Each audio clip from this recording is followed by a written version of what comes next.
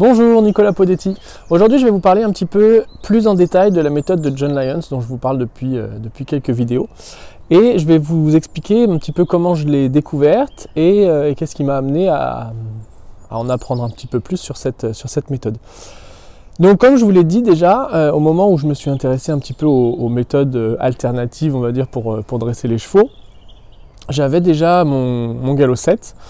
J'étais déjà donc cavalier depuis un long moment et je montais des chevaux dans une écurie qui faisait aussi écurie de commerce, donc avec beaucoup de chevaux, beaucoup de passages et une nécessité un petit peu de résultats parce qu'il fallait que les chevaux progressent vite. Et comme je vous ai dit, donc avec l'éthologie, au début j'ai pensé que c'était vraiment ce qui allait me permettre de progresser et de faire progresser ces chevaux, et finalement quand je me suis rendu compte qu'il fallait passer 3 ou 4 mois à pied pour établir une relation, etc. avec le cheval, ça n'allait pas avec le fait de devoir finalement aller vite, parce que ces chevaux-là, ils allaient être vendus. Et moi, mon but finalement, c'était d'essayer de leur expliquer le plus vite possible, de leur donner tous les outils pour pouvoir vivre dans le monde des humains, en fait. Parce que dans l'idée, c'est ça ce que je cherchais. C'était ces chevaux-là, ils arrivaient, ils savaient pas faire grand-chose, et puis hop, on les balançait sur des barres, sur des obstacles. On leur mettait un cavalier, et puis hop, au pas, au trot, au galop dans la carrière, hop, on saute, on machin. Et pour moi, c'était vraiment aller trop vite, et surtout, j'avais l'impression que les chevaux, ils pouvaient pas comprendre leur travail. Et je sais pas vous, mais moi personnellement, quand je comprends pas quelque chose, je peux pas le faire. C'est pas j'aime pas ça, je déteste quand les gens quand je comprends pas quelque chose, il faut absolument que je comprenne, parce que sinon je suis pas capable de faire ce qu'on me demande. Et donc un petit peu la mission que je me suis donnée, c'était de pouvoir expliquer aux chevaux donc le plus rapidement possible comment entre guillemets survivre dans le monde des hommes, quoi, sans avoir besoin de se faire corriger ou d'avoir des enraînements plus durs, des morts plus forts, parce que ça je voulais essayer de l'éviter pour eux finalement. Et le but de leur apprendre à devenir gentils, ou de leur apprendre de les dresser, c'est de faire en sorte que dans leur vie future, ils soient toujours, ça soit toujours facile pour eux finalement. Parce que sinon, on les jette là-dedans, et puis c'est comme quelqu'un qui comprend pas. Au bout d'un moment, soit il se ferme complètement et il essaye plus de comprendre ce qu'on lui demande, soit il se rebelle. Et au moment où il se rebelle, ça peut être dangereux, ça peut créer des accidents pour le cheval, pour le cavalier évidemment. Donc là, voilà, mon but c'était ça, c'était d'essayer d'expliquer au cheval l'équitation, de lui expliquer son travail, pour que d'autres personnes puissent l'utiliser, puissent monter dessus et puis avoir une relation qui se crée avec lui, sans que ce soit une relation conflictuelle.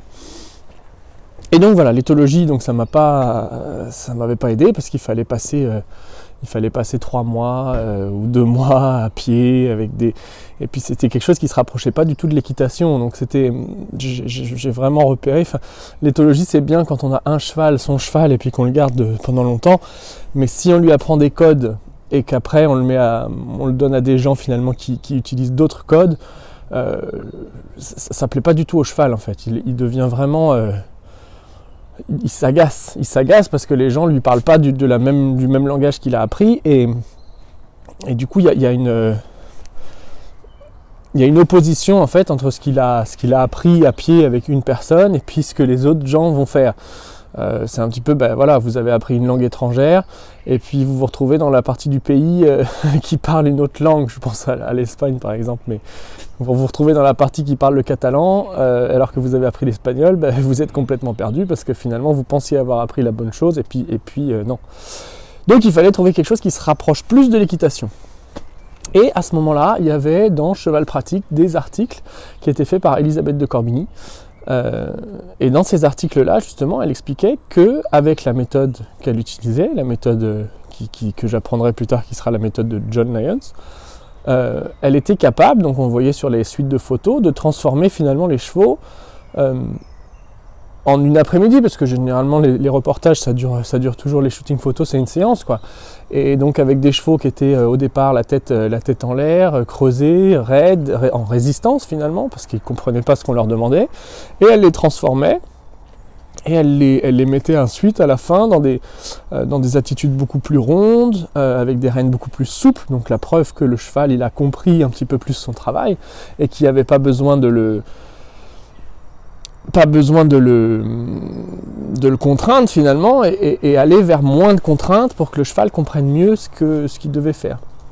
Et ça j'avais trouvé vraiment ça très intéressant. Et je lisais tous les articles et j'essayais des choses.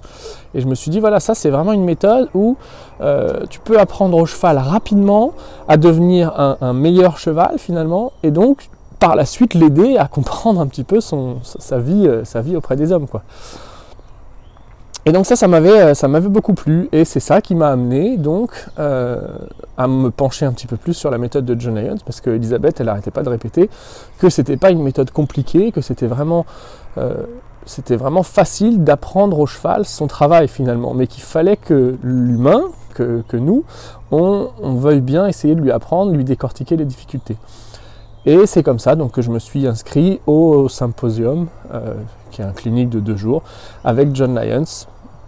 John Lyons qui est arrivé, donc qui était en France, c'était en 2004 ou 2005, je ne sais plus. Mais, et puis qui là vraiment m'a bluffé dans la façon dont il apprenait au cheval.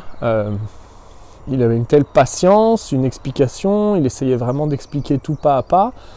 Et ce que j'ai vraiment tiré de cette méthode, et je vous ferai une autre vidéo là-dessus pour expliquer encore plus en détail, mais cette méthode, c'est vraiment une méthode pour prendre un cheval à un moment donné, avec un problème donné, ou pas de problème, ou juste le fait qu'il soit un jeune cheval qui ne connaisse rien par exemple, et comment est-ce que je vais lui apprendre, avec des exercices pas à pas, à devenir un cheval qui va connaître son travail, et à être de plus en plus, se rapprocher du cheval de plus en plus dressé,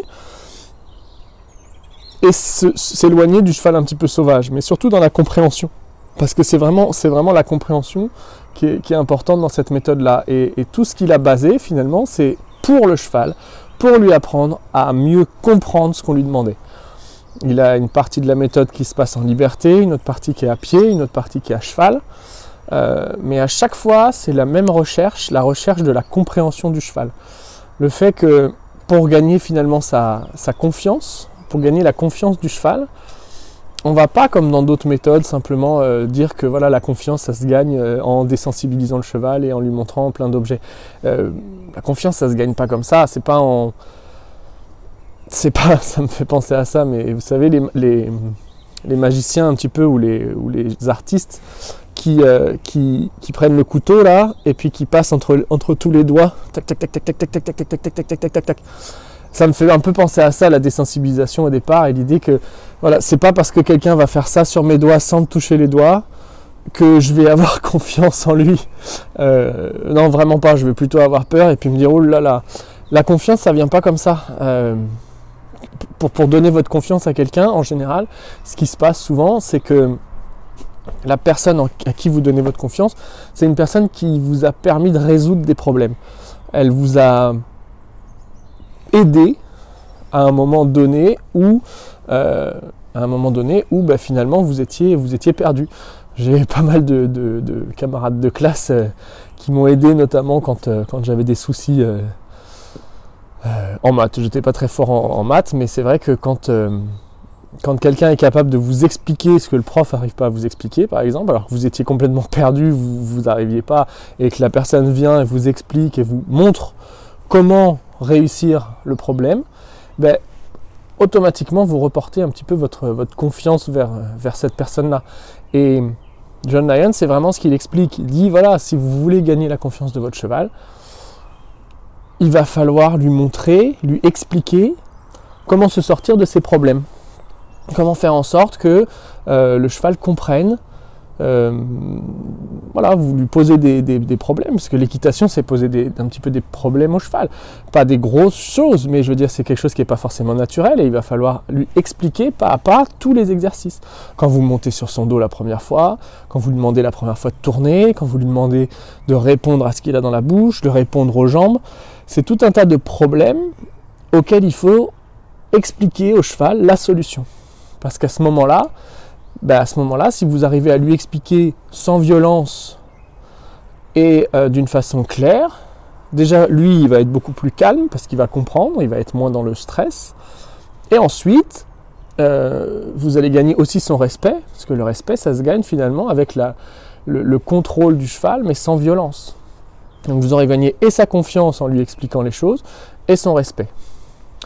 Et voilà, et je vous en dirai un petit peu plus au fur et à mesure sur cette méthode-là, mais vraiment, c'est ce qui m'a poussé à partir aux États-Unis en 2010 pour suivre le programme de formation et devenir un entraîneur certifié John et Josh Lyons. C'était assez impressionnant, disons, au niveau des transformations des chevaux et au niveau du fait qu'il les a tous rendus souples et décontractés lors de ces 2 jours.